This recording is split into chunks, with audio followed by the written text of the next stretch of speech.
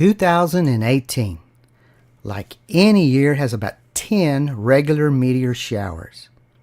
But unlike any year, one of these promises to be spectacular. Not just a shower, but a storm.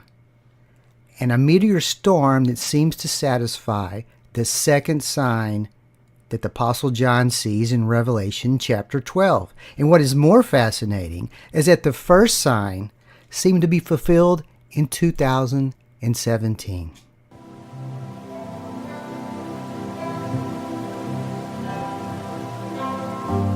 Now a great sign appeared in heaven.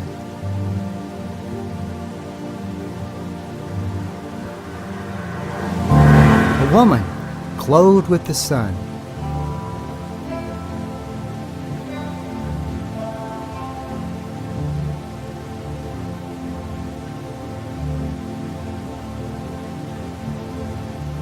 With the moon under her feet and on her head a garland of 12 stars. This is nothing unusual because every year the sun is in Virgo for the 7th month. And it's during the 7th month that they have the Feast of Trumpets, or Yom Teruah. Now this is the only appointed time that cannot begin until 2 witnesses see the new moon, because it starts at the first day of the month. So it's the time when no man knows the day or the hour, because you don't know the exact day that they'll see the new moon. So this is a very familiar sight to the ancient Jews. What is unusual is what he says next. Then, being with child, she cried out in labor and in pain to give birth. It appears that he is looking at the planet Jupiter that has just finished a 9-month transit through Virgo's womb. This is not very often that this happens, about once every 400 years, and it happened to happen in 2017. And now the Apostle John continues talking about a second constellation that he sees. And another sign appeared in heaven. Behold, a great fiery red dragon, having 7 heads and 10 horns, and 7 diadems on his heads. His tail drew 1/3 of the stars of heaven and threw them to the earth. Well, this sounds like a meteor storm. And this dragon, that's actually a constellation today known as Draco. And here you can see an image of the celestial northern sky. And right in the middle is Draco, the dragon. But that's not the way it's always been known. Job called him the twisted serpent. And this image from a 1825 box set of constellation cards in London adequately portrays the twisted serpent. This is how he's been historically known. He's always been a dragon, but he's a twisted serpent. Here's how Job described him. By his spirit he hath garnished the heavens. His hand hath formed or twisted the crooked serpent. And that word formed not only means twisted, it means to whirl. Isaiah goes on and he talks more about this twisted serpent. How you are fallen from heaven, O Lucifer, son of the morning. How you are cut down to the ground, you who weaken the nations. For you've said in your heart, I will ascend into heaven. I will exalt my throne above the stars of God. I also will sit on the mount of the congregation, on the farther sides of the north. Isn't it interesting? He's in the heaven, above stars, and on the sides of the north. And here you can see the average north, the red dot in the center of this picture. The twisted serpent has completely surrounded the north on all sides. This big outer circle is the 26,000-year wobble that the earth has as the North Star rotates slowly around all the constellations. And he's right in the center of that wobble. He is in the center of everything, exactly as Isaiah described. Let's go back to the Garden of Eden. So Jehovah said to the serpent, I will put enmity between you and the woman, and between your seed and her seed. He shall bruise your head, and you shall bruise his heel. That word bruise actually means to crush. And so we get that God says he's not only going to crush his head, he's twisted him, and he's whirling him. So let's go to the Garden of Eden, and let's go 4000 BC, when the North Star was just outside the serpent's tail, and see what Adam and Eve looked at.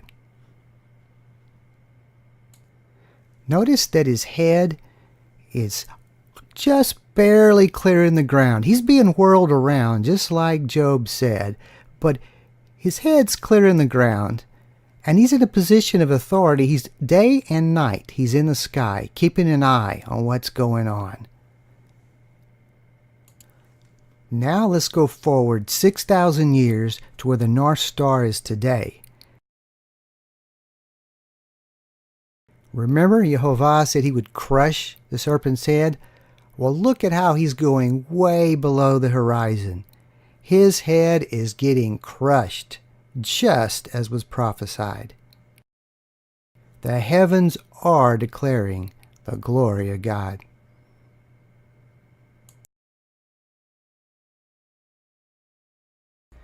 In order to have a meteor shower, you have to have a comet. As you can see in this 1975 picture of Comet West, there are a lot of particles streaming off of it. That's because of the electrical potential difference between it and the sun. And that current is just stripping off all of the particles and then the blue gases that you see ionized at the bottom. As the Earth crosses the orbit of the comet, all of these particles enter the atmosphere, causing the meteors. Well, the interesting thing about the Dragon constellation is that for 1800 years after the prophecy, there was no meteor shower from the Dragon. That is, until 1900. Here at the Nice Observatory in France, astronomer Michel Giacobini, using a state-of-the-art telescope when it was constructed 14 years earlier in 1886, with a 30-inch refracting lens, he discovered Comet 21P, Giacobini. 21 because it was the 21st, P as in periodic, meaning a regularly occurring orbit. Halley's Comet is called 1P. Comet 21P is about 1.2 miles in diameter, and it has a 6.5-year orbital period, taking it from just outside of Jupiter's orbit to just outside of the Earth's orbit. But unlike all the other planets, which are pretty much on the same plane, it approaches from above and returns from below their plane. This comet produces what is now called the Draconid meteor showers, named after Draco, that we have every year around October the 9th. And as you can see from this picture in 2011, the radiant point for these showers is right behind the head of the Dragon. A significant point is the date that this comet was discovered, December 20th, 1900, on the 5th day of Hanukkah, a subtle hint that this comet was intricately connected to the Jewish people. For the first 3 decades, the Dragon was relatively silent, doing little to nothing. But in 1933, the comet made a close pass just on the outside of the Earth's orbit. By the time the Earth arrived 80 days later, no one had any idea of the surprise that the Dragon had in store. On October the 9th, 1933, it released its fury. Here's an account from Reverend William Ellison, director of the Armagh Observatory in Ireland. 7:58. Then it was apparent that a really great meteoric storm was in progress. I counted 200 meteors in 2 minutes, and then counting became impossible. The fire stars became as thick as the flakes of a snowstorm. Instead of 2s and 3s, they came in flocks and gusts. The sky was thick with them wherever one looked.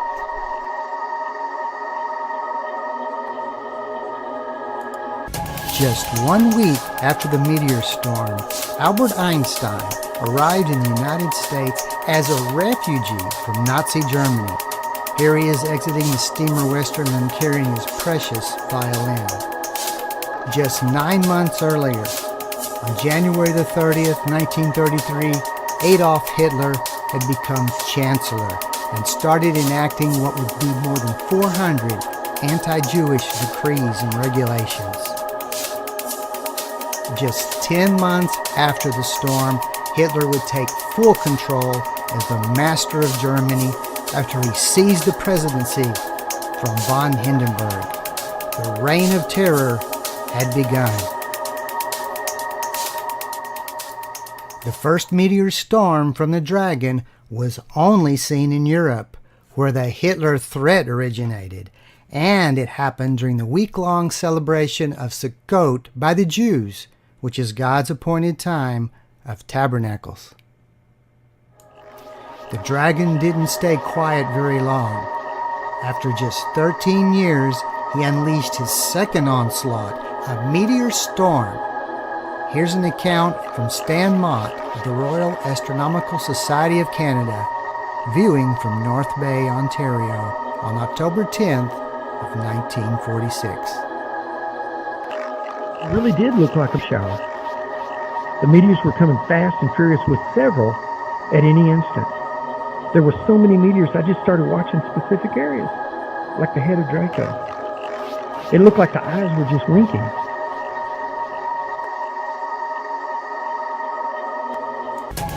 It was just 9 months earlier, on January 10th, 1946, that the first session of the United Nations General Assembly was held in the Central Hall in London. 2 weeks after the meteor storm, the United Nations came to the United States in New York City, and the first meeting was held. The beast system of universal government was now in place. The second meteor storm from the Dragon was only seen in North America, where the United Nations was now located. And it happened during the same appointed time as the first meteor storm on Sukkot, the Jewish appointed time, thus giving a little subtle connection that there had been a rise of another anti-Jewish power. For the last 72 years, the Dragon has been relatively calm, producing only a little light shower or nothing. And as you can see from this chart showing the position of the Earth at every pass of the comet, most of the time there's nothing. Most meteor showers occur yearly, but not this one. You have to be close by and inside of the orbit. A closer look at the upper right-hand quadrant shows that this is where all the activity is. Both the 1933 and the 1946 storms occurred in this region, when the Earth was close behind the comet and close inside the comet's orbit. And you see 2018, the distance is fairly similar. In 1985, it was a little further away, and they had 200 meteors per hour recorded. But in 1933, it was 10,000 and more meteors per hour. So we're somewhere in the middle, and 2018, we're in the perfect position for the third storm from the Dragon. In 2029, Comet 21P makes a very close pass by Jupiter, which is predicted to sling its orbit even further away from the Earth. That means this is likely the last meteor storm that we'll ever see from the Dragon. An interesting phenomenon occurs exactly 1 month prior to the meteor storm. On September the 10th, 2018, Comet 21P makes its closest approach of its entire 6.5-year period to the Sun on that day. And 8 hours later, it makes its closest approach to the Earth. Both happening on the same day. The chances of that occurring are astronomical. September the 10th just happens to be Yom Teruah. The central theme of Yom Teruah is Wake Up Sleeper with a blast on the trumpet. And it seems Yehovah is giving us a wake-up warning. The Earth crosses the orbital plane of Comet 21P on October the 8th at 2300 hours Universal Time. That's when the storm should happen. Now in the United States, that's 5 in the afternoon. By the time it's sunset at 7, it should be underway. And in Israel, you'll have to wait till 1 in the morning. The dragon will already be very low in the sky. But maybe that's why the Apostle John saw only 1/3 of the stars cast to the ground, because it's coming from the head of the dragon and he's so low. And maybe that's also why he saw the tail cast the stars. Look at the motion that the tail makes as the dragon moves from 7 in the afternoon to 1 in the morning. The tail is scooping up the stars to be thrown to the earth. The dragon's first meteor storm warned us of the tyrannical rule of the merciless Adolf Hitler. The second storm warned us of the tyrannical system of world government under the United Nations. But what lies ahead appears to be much worse. Let's go back to the same book of Revelation chapter 12 and skip ahead 5 verses. So the great dragon was cast out, that serpent of old, called the devil and Satan, who deceives the whole world. He was cast to the earth, and his angels were cast out with him. He's still talking about a dragon, but this is really talking about Satan. No longer is it just meteors in the sky. He is connecting the actual falling of the devil and his angels to the event in the sky of the dragon and the meteor storm. This is serious. And notice that this verse seems to imply that the devil is cast out first, before the angels. Consider this.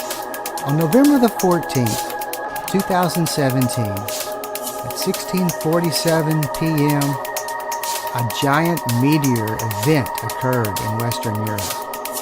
It was the most reported fireball ever. Sightings were reported from all over Western Europe, Italy, France, Germany, and even this driver in Strasbourg, France, captured it on his webcam.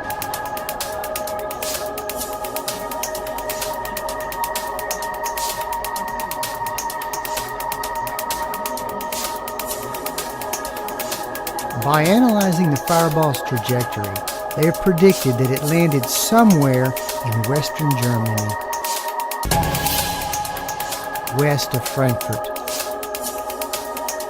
So this October, look not only for a meteor storm from the dragon, but look for the real angels to be cast to the earth.